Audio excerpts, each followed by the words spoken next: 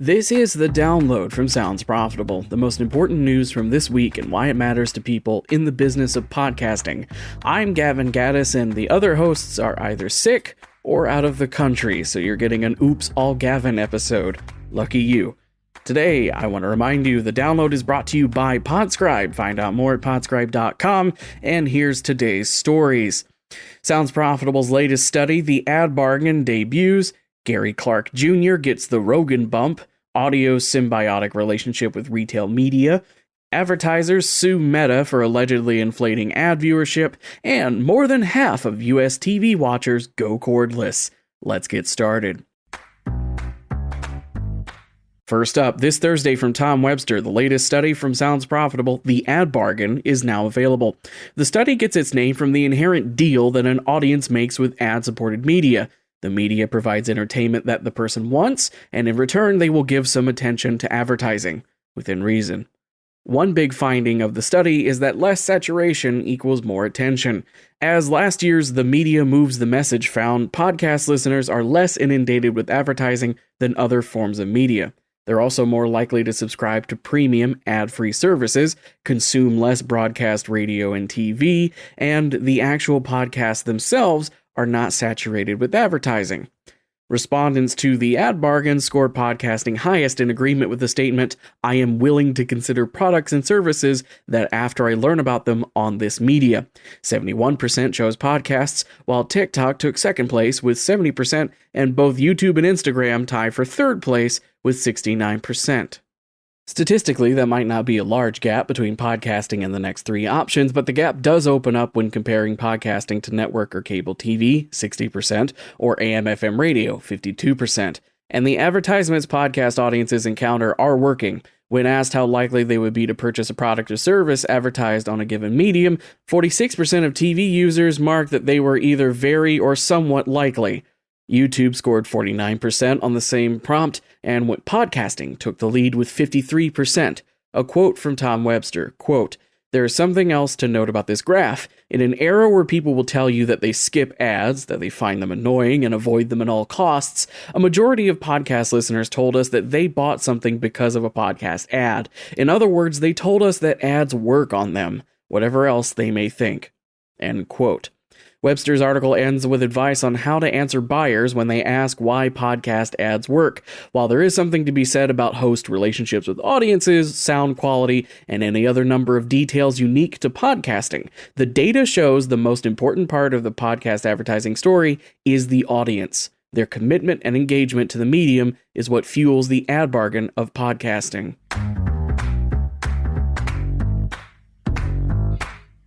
Up next, last Wednesday from Todd Spangler at Variety, Grammy Award-winning blues guitarist and singer Gary Clark Jr.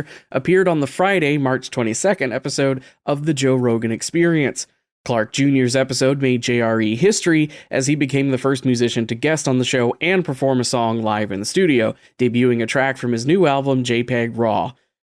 In addition to being the first performance in the JRE studio, Clark Jr. timed the release of JPEG Raw to the same day that the episode aired. The exposure boost one gets from appearing on the Joe Rogan Experience has been around long enough to have been documented multiple times, both before and during his Spotify exclusivity, but Clark Jr.'s music is one of the first to get the Rogan bump since his return to YouTube. Between JPEG Raw's release and Rogan fans, Gary Clark Jr.'s Spotify presence saw a 150% global increase in streams within the 72-hour period following his JRE episode debut. When narrowed down to fans of JRE who also listen to Gary Clark Jr., Spotify says the amount of streams increased 500% in that same 3-day period. While the Joe Rogan Experience's size makes it a particularly extreme demonstration of the effect, it still stands as a reminder of how powerful podcasting can be at mobilizing audiences. Last Wednesday from The Current's Travis Clark, industry experts interviewed by The Current agree that retail media networks could be a driver for programmatic audio as the next essential advertising channel. Currently, retail media networks and audio platforms are beginning to find a symbiotic relationship. Connected television may be the current frontrunner with retail media, but A Million Ads global CRO Paul Kelly says audio enables retailers to deliver an audience-centric experience, focusing not just on who the audience is, but also where they are in the life cycle of the purchase.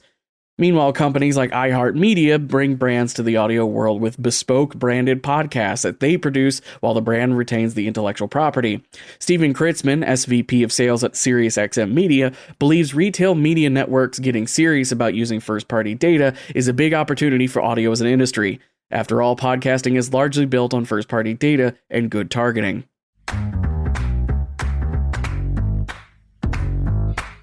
Last Friday from Nicola Aegis at Search Engine Land. Advertisers who have worked with Instagram and Facebook have filed a $7 billion lawsuit against parent company Meta in San Francisco. The suit alleges Meta exaggerated viewership figures on advertisements by up to 400%, leading advertisers to pay inflated premiums on Meta-owned platforms. A core premise of the lawsuit is that Meta uses a metric called potential reach when determining advertising costs, which takes into account the total number of social media accounts rather than individual users. Plaintiffs argue potential reach could easily include bots or fake accounts that inflate numbers. Meta denies the allegations and says potential reach is not used for pricing. The suit was filed in 2018, but recently the 8th U.S. Circuit Court of Appeals has said the case can continue forward in legal action against Meta for monetary damages. Regardless of how the case turns out, it's a reminder that in the current advertising ecosystem, walled garden metrics are not held to the same standard as open metrics, like, for example, podcasting.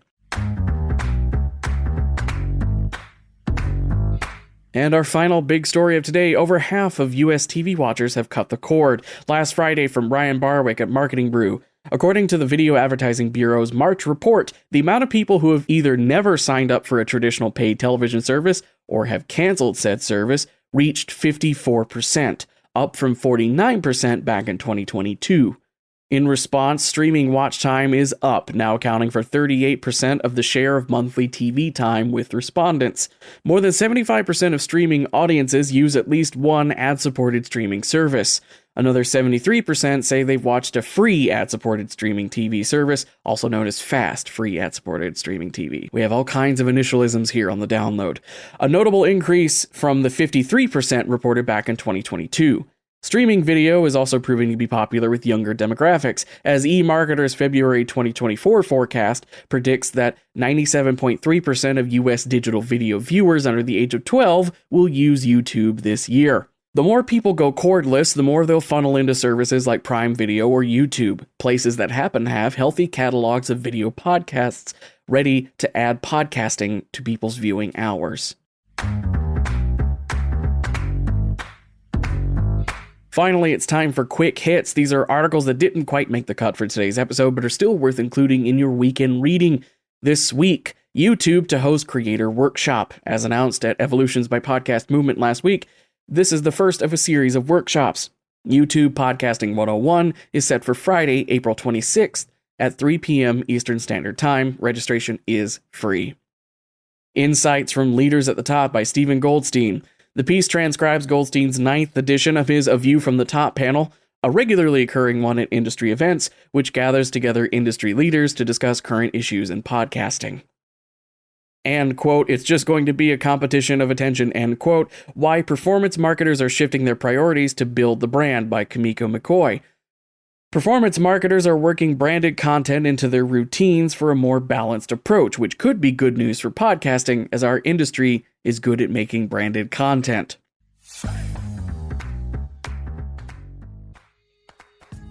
And that was the download, brought to you by Sounds Profitable. I know I went through today's stories fast, so be sure to check out the links to every article mentioned right in your podcast listening app, which will take you to soundsprofitable.com's listing for this episode.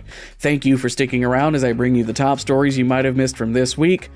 I'm Gavin Gaddis, and I'm still Gavin Gaddis, reading the script meant for two people. Our producers are Brian Barletta, myself, and Tom Webster. Special thanks to Spreaker for hosting the download, and thank you for joining me. Robot. Download complete.